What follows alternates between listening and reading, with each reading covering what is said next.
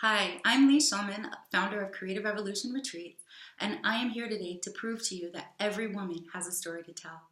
And I know this because at my retreats, I have women who come, they want to write books, but they're not sure they know how, they don't think they're really writers. And at our very first workshop at the retreat, I asked them the question, what is your story? And the funny thing about stories is we all have more than one. So for example, at the first retreat I ran, I gave an introduction to myself. I told them who I am, where I came from, how I started teaching writing, and then I turned the floor over to them. The second retreat, when I went by myself and I'd left my family at home, I talked about what it's like to travel on my own and how it can be really liberating and really fun to have some time on my own, away from my family where I have my own identity. And the third retreat, well, I had a couple days in Nicaragua by myself before the retreat. I was preparing, I was wandering around town looking to buy notebooks for everybody.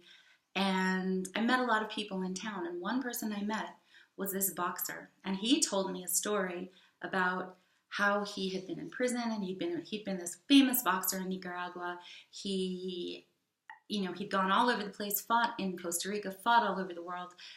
And then one day they caught him because he was selling drugs. And he's talking about the story. It was about an hour-long story. And by the end, I really wasn't sure if it was true. But it didn't matter because the pieces of this story all fit together and they really worked. And why on my third retreat was my story about somebody else? Because sometimes we write a memoir and sometimes we tell who we are and sometimes we tell a fictional story that's about somebody else that we met. So now it's your turn. What's your story?